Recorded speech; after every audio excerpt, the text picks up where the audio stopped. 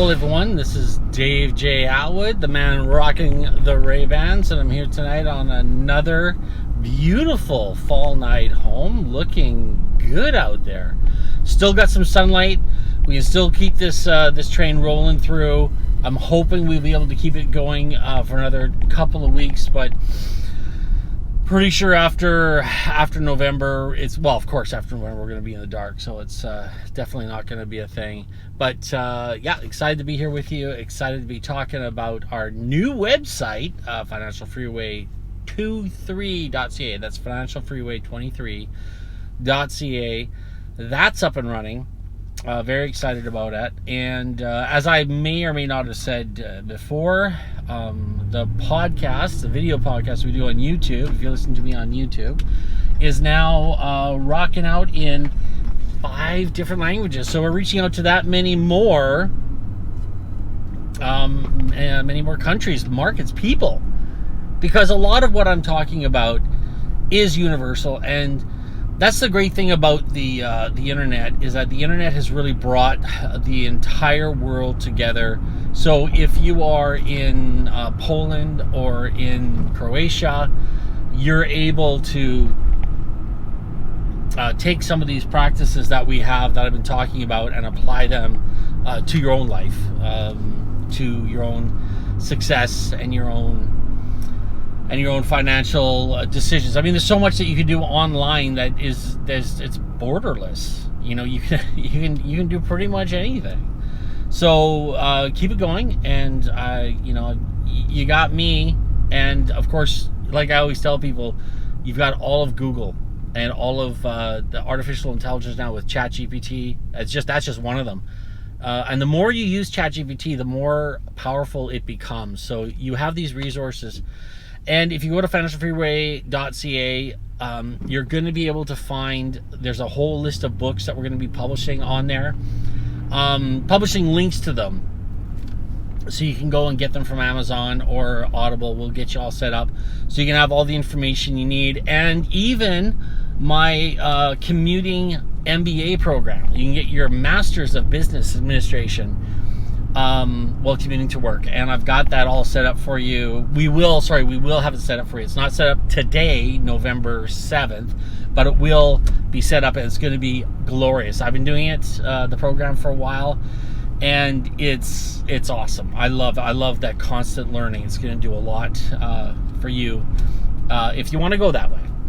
So today, I think one of the things that came up was it's too late for me. I'm too old. I'm not going to be able to get to $1 million because of my age. It can't be further from the truth. You can't let your age stop you. When I was younger, I always thought I was too young to do all the things that I wanted to do. I always thought, well, I have to be older. I'm not old enough. And this kept me back until I was 30. It kept me from doing anything until I was 30. And then when I turned 30, I thought, now I'm too old to do all this stuff.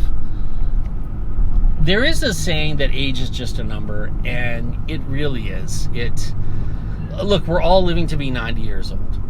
The only thing I think is really important, regardless of wherever you're starting from, is to have a healthy body, healthy mind. We've talked a lot in the past about being careful what you put into your mind, like who you associate with, what you read, what you listen to. Trying to keep away from doom scrolling, or look, I enjoy video games too, but keep it down to a minimum. Like, really, really control how much time you spend playing video games. I don't know, maybe there's some benefit to playing video games that I don't know myself, but I myself stay away from it because it is a time suck. So you gotta be careful of those things. But I think another thing that's really important is your diet. And since Gabby came into my life, she's an amazing cook, and she's always making me these really delicious meals. And she's making them from scratch. For the most part, most of what I get into my system these days is made in-house at home by Gabby. And if she's not cooking, and I'm going to be cooking, and I'm doing the same thing, and we're looking for that wholesome stuff. I haven't quite switched over. I'm just being honest here. I haven't quite switched over to the completely organic lifestyle yet. I am still, budget, is still a thing for me, and it's hardwired into me. Even though I don't need to watch my pennies when I'm grocery shopping, I still do. But I think there has to be a way to, and I'm going to probably research this some more, but a Venn diagram between cost and health. If you go too cheap, you're not getting organic food. You're getting food that's grown under certain conditions that aren't healthy for the food and also the planet, or you're buying organic stuff and you're paying a premium for the label organic. So that's always something to watch out for too. But the thing is, if you're going out on a Friday night, you're probably going to spend $100 on beer and nachos.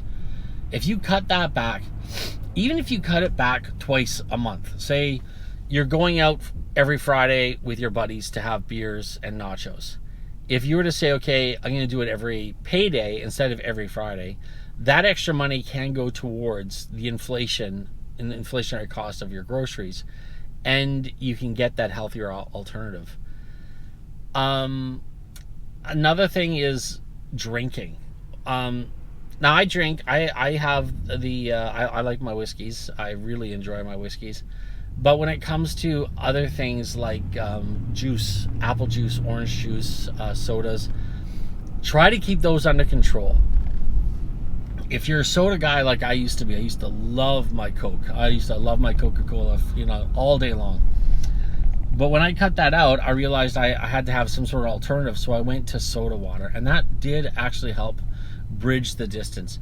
You want to avoid diet stuff because the stuff they put in there, just the stuff you put in there, is just not great anyways. So what I started doing is I got a soda stream, and you just get tap water, you put it in the soda stream, and boom. Now, okay, having said that, where I live, the tap water is delicious. It's amazing. It's healthy. It's really great. I know there's some places, even in British Columbia, the province I live in, where tap water is just not, it's potable, but it is not, it's barely potable. It's barely drinkable. It's not pleasant at all. I remember one night I was in Chilliwack at a magic convention, and I got up, I was thirsty. I went to the bathroom. I didn't have a cup. I didn't have a cup of water anywhere, so I just took the coffee cup, put it in the bathroom faucet, and grabbed myself a drink of it. It was disgusting, and I totally shocked myself into realizing I should have, back home is where the good water is. But I'm always talking about watch what you do with your mind. It's really important to watch what you actually ingest, what you're actually putting into your body. So consider that. Consider making healthier choices with regards to your with your diet, with your decision of what to buy at the grocery store, and try your best to have really great water that you put into your system as well. And finally, meditate. That is one thing I really fall down at. I need to start meditating more. I don't take the time to actually shut off my mind. I'm constantly working, I'm constantly thinking, I'm constantly planning and stressing and going forward in a very aggressive direction.